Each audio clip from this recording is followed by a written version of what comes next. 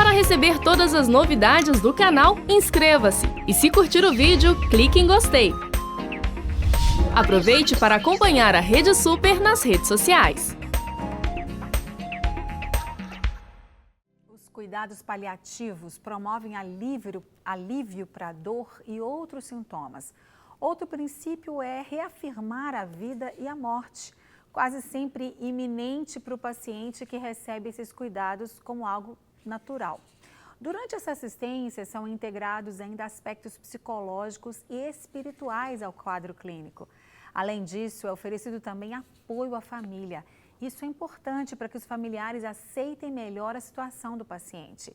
Para falar sobre esse assunto, sobre esse tema tão importante e relevante, a especialista em medicina interna, Marina Cortes, está aqui hoje com a gente no nosso estúdio. E você já sabe, pode mandar sua pergunta, seu comentário para a doutora Marina, para todos nós aqui no programa, através das nossas linhas de comunicação, telefone 3209-3301 ou WhatsApp 987029756. Tô quase decorando. Tudo bem, doutora Marina? Tudo bem, Márcia. Obrigada por ter vindo, viu? Obrigada pelo convite. Que bom a gente falar sobre esse assunto, um assunto muito importante, né? Porque muitos pacientes, eles chegam num determinado momento que não existe a cura mais para aquela doença, né? É aí que entram os cuidados paliativos, doutora Marina? Na verdade, um pouco antes. Cuidado paliativo surgiu como uma medida para oferecer suporte para os pacientes que têm uma doença ameaçadora à continuidade da vida. Então, assim que diagnosticado e se identifica essa situação, é o momento de se começar a pensar em cuidado paliativo. Então, não existe uma entidade de doença que seja voltado só para ela. Então, qualquer doença que ameaça a continuidade da vida merece essa nova visão do que é a medicina hoje. É inegável que a medicina ofereceu um suporte, uma qualidade de se melhorar o tratamento nos últimos anos. Então, a expectativa de vida hoje, um dos motivos é pela qualidade da medicina, é incrível, né? Hoje o brasileiro vive em torno de 76 anos. Mas essa média só tem aumentado, né? Só vem aumentando. Então, a gente incorreu numa questão difícil, porque nós vivemos hoje numa linha tênue. Porque a gente mantém a vida, mas às vezes a gente mantém um sujeito em vida, mas à custa de um sofrimento muito grande. Então, a gente mantém a vida a qualquer custo. Verdade. E isso não é bom. As pessoas até brincam, né? A medicina não deixa mais as pessoas morrerem, né? A frase para os leigos, para as pessoas que conversam sobre esse assunto, né? Porque o paciente, ele está tecnicamente, digamos assim, né? Desenganado, que a gente costuma dizer, usar essas palavras, né? Não tem mais, para a medicina, não tem mais recurso de cura. Então, ele vai receber ali aqueles cuidados que vão prolongar a vida dele por um tempo que não se sabe qual, nem a própria medicina consegue determinar, não é? Muitas vezes sim, não é, Marina? Em alguns casos os médicos, olha, tem 3 meses de vida, mas mesmo assim não significa que aquele tempo é exatamente aquele tempo, porque nós somos humanos, não somos números, né? E aí, esses cuidados, eles são importantes a família perceber que o seu ente querido, ele está bem cuidado, ele está bem tratado, mesmo que ele esteja ali naquele estado tão difícil para todo mundo, né? Para ele e para quem está em volta, porque é um sofrimento. E o mais interessante, Márcia, é que o cuidado paliativo, o foco do médico e da equipe multidisciplinar não é a morte. Nós não estamos tentando fazer com que haja uma morte digna. Nós estamos tentando fazer com que a pessoa viva dignamente até a morte. E essas palavras que não há mais o que fazer, que o paciente é terminal, elas são uma falácia. Na verdade, há muito o que fazer. Quando uma pessoa adoece, existe uma série de esferas do sofrimento. Existe um sofrimento físico. Então, a doença causa um sofrimento físico, a pessoa sente dor, a pessoa tem as nuances de uma doença. Existe um sofrimento psíquico, depressão, ansiedade, uma sensação de que você vai se tornar um estorvo para a família. É verdade. Existe uma esfera do sofrimento que é o sofrimento social. Você parou de trabalhar, você parou de estar no meio do ambiente social que você vive. E há um sofrimento espiritual também. É para onde que eu vou? Por quê? Por que comigo? Porque Será que foi tem assim? Será que tem algo depois? Então, o paciente que tem uma doença que ameaça a continuidade da vida tem esse tipo de sofrimento. Então, o cuidado paliativo se propõe a cuidar desse sofrimento. Então, por isso que é uma abordagem multiprofissional. Precisa de um médico para a gente tratar o sintoma, para tratar essa parte do sofrimento. Mas eu preciso de um psicólogo, de um fisioterapeuta, de um educador físico, de um nutricionista. Fonoaudiólogo. De fonoaudiólogo, claro, e de pessoas que trabalham com a espiritualidade. Porque pacientes deprimidos morrem mais. E o cuidado paliativo e a medicina existe não para adiantar a morte e nem para adiá-la. A morte tem um dia para acontecer. Todo mundo vai morrer. Isso é uma evolução natural da vida, mas que se tornou assim um médico num sacerdócio de superpoderes, como se nós tivéssemos a capacidade de prolongar uma vida. E nós não temos. É verdade, com certeza. E nós cristãos, né, a doutora Marina também é cristã, e eu conheço ela desde que... Ela era minha filha, né, gente? Você conhece minha filha? Minha filha aqui. Achei que você ia falar que me conhece desde nova, mas eu continuo nova. Não, desde nova não, claro. Desde quase criança. Estava deixando de ser criança. Isso. Um beijo para o Elmo, para a Maria Tereza, que são os pais da Marina, doutor Daniel, que é esposo da Marina, para o Dalton, que é irmão da Marina. Uma família muito querida. E Marina não está morando em Belo Horizonte. Ele falou que estar aqui hoje. Eu falei, não, então vamos lá no programa conversar sobre um assunto. Ela sugeriu esse tema que eu achei muito interessante, porque nós cristãos, é o que eu ia começar a falar, nós também temos sempre uma esperança, né? Nós temos fé, nós oramos e nós clamamos a cura de Deus para aquele doente. E também uma linha tênue, né? Até que ponto eu devo orar, não é? Claro que eu sempre devo orar, e a Bíblia diz que cada um é a medida da sua fé, ou seja, nós temos sempre que orar e clamar a Deus por cura, mas ter sempre no coração um posicionamento de Deus, faça a tua vontade, né? E para nós, a nossa cabeça, curar é Ele ficar bem aqui fisicamente. Mas Deus, né, o Eleazar, meu marido, sempre gosta de falar isso, Deus tem maneiras de curar. Levar também é curar. Aliás, é a melhor cura de todas, né? Porque lá no céu nunca mais terá dor, terá sofrimento, doença, lágrima, nada disso. Mas e aí? O que vocês percebem nesses momentos assim, de que a família sabe, tem esse diagnóstico, digamos assim, olha, não que a gente não tenha mais o que fazer, como você disse, nós temos o que fazer, vamos fazer o que está às nossas mãos para fazer, mas não vai haver uma cura, medicamente falando, né? Não vai haver uma cura. O que vocês percebem disso? Essa ajuda da família, essa fé, ajuda o paciente, traz mais ansiedade para ele. Como vocês veem isso? Isso deve existir de uma maneira equilibrada. É o que a gente estava conversando há pouco, muitas vezes é melhor uma verdade pertinente do que uma mentira piedosa. O que a gente às vezes tem perdido, isso também pela questão cristã, é de que a vida tem começo, mas tem fim. E que a cura, ela vai muito além do que você mesmo disse sobre a melhora de um diagnóstico basal. A melhora de uma dor tem que ser encarada como uma cura. Uma depressão que agora virou alegria também é uma cura. Claro. Então, esses pacientes, o que a gente consegue perceber, a diferença dele com os outros, é que eles vivem o hoje.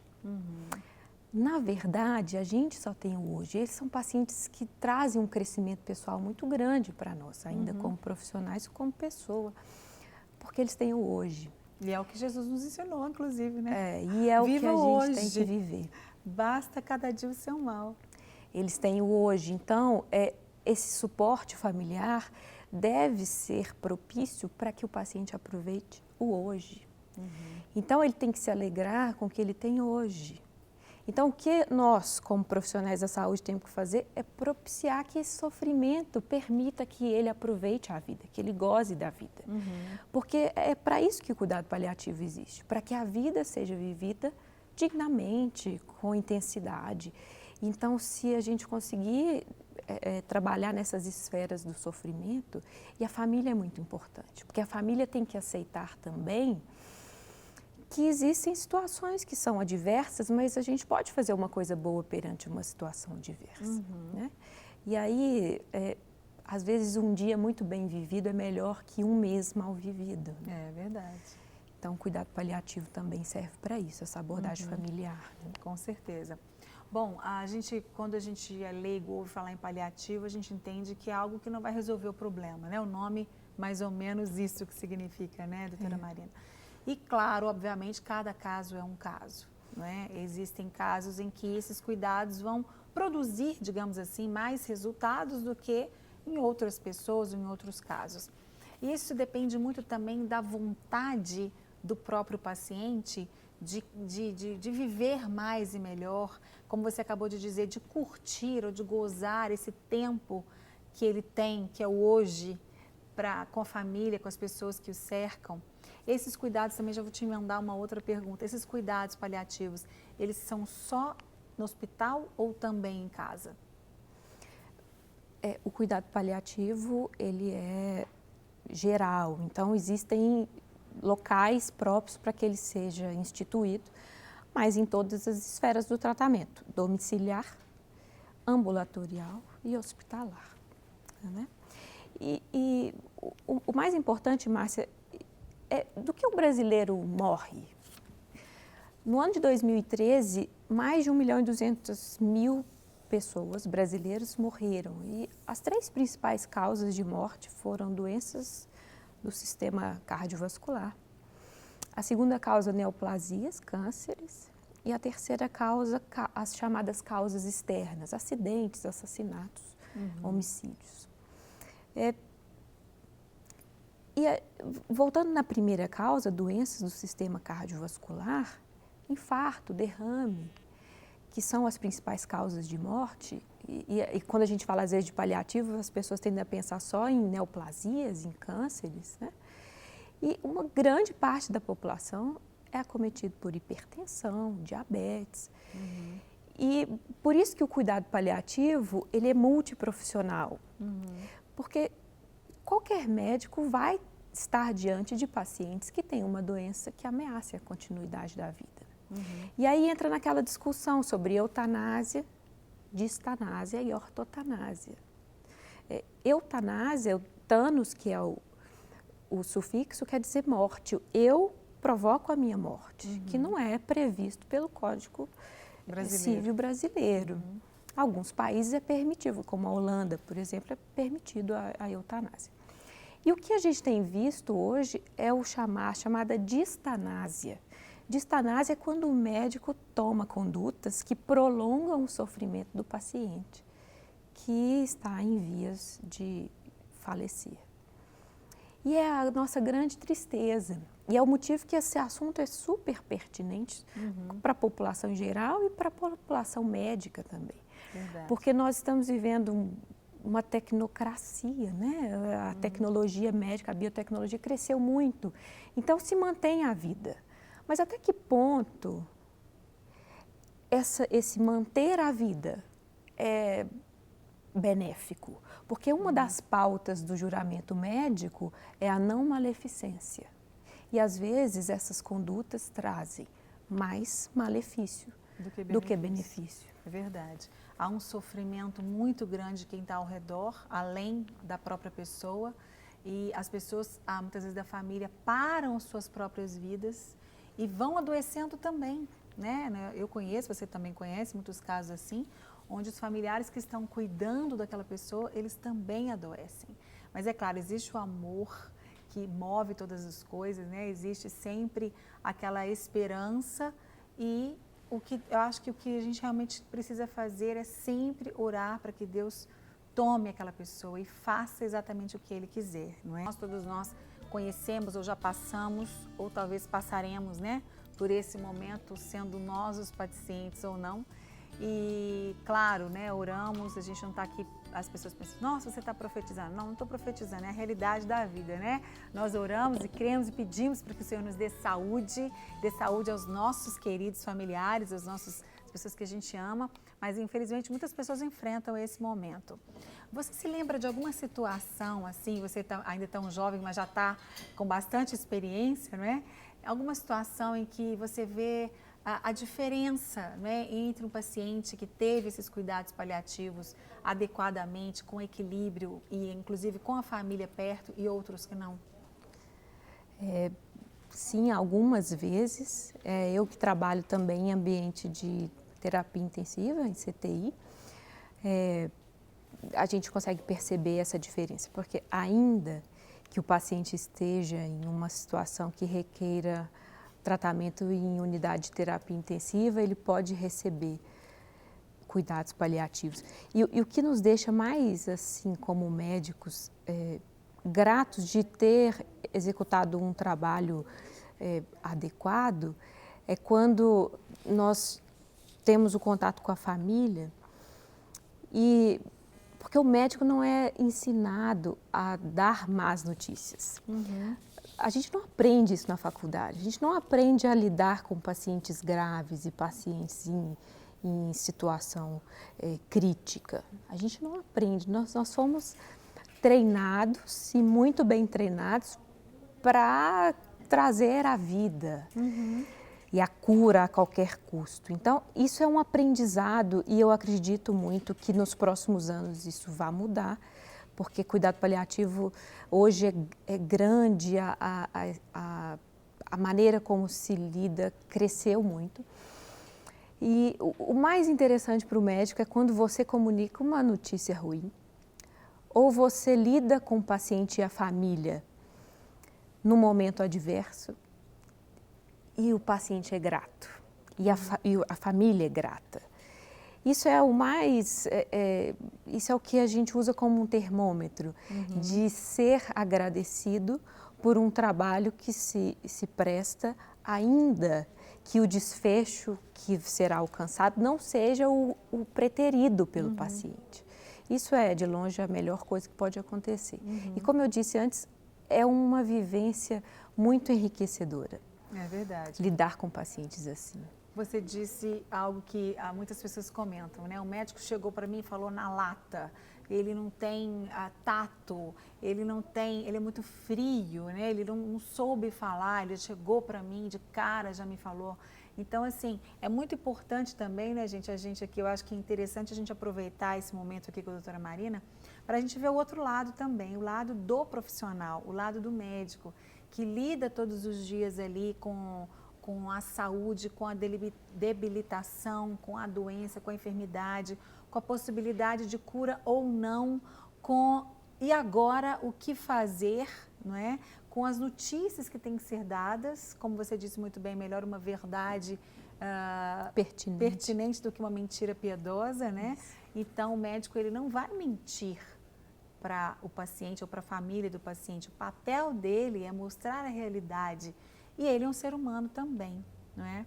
E vocês também não aprendem, doutora Marina, vocês aprendem, aliás, a ser mais frios um pouco, porque se vocês também se envolverem em todos os casos, com todos os pacientes, com a dor de todos os familiares, vocês também não conseguem nem sobreviver, né?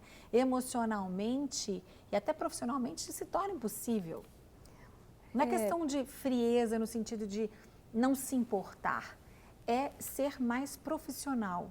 Talvez seja essa a maneira, né, de dizer, estou dizendo com as minhas palavras, né, mas se eu estiver errada, você me corrige. Não, é isso mesmo.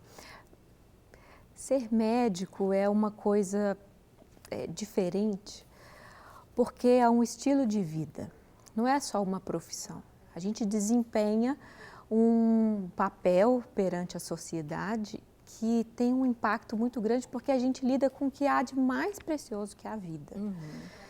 Mas assim, a gente entra muito novo, muito jovem na faculdade, sai muito jovem e a gente tem que amadurecer com os percalços da vida. A gente não nasce pronto o que mudou, Márcia, eu acho que vai mudar, eu espero que mude, é porque anteriormente o médico era muito geral, ou melhor, muito general, e o paciente subserviente. Isso tem que mudar, isso está mudando, e por isso que cuidado paliativo é possível de acontecer. Porque o médico se coloca numa posição de que ele quer também saber o que o paciente quer, o que o paciente precisa ouvir, receber elogios, mas também receber puxões de orelha dos pacientes, porque às vezes é preciso. Às vezes o que você quer para um doente não é o que ele quer para si. Às vezes ele não quer o que você sugere. E aí é livre-arbítrio, cada um sabe do que é necessário. A função do médico é explicar da melhor maneira possível e indicar o que é melhor. Mas fica a cabo de quem recebeu se vai aceitar ou não. E aí isso depende muito da maneira como isso é dito. É verdade. Bom, gente, eu sei que a gente poderia ficar aqui falando muito mais tempo e coisas muito importantes ainda sobre esse assunto tão importante, tão profundo, né?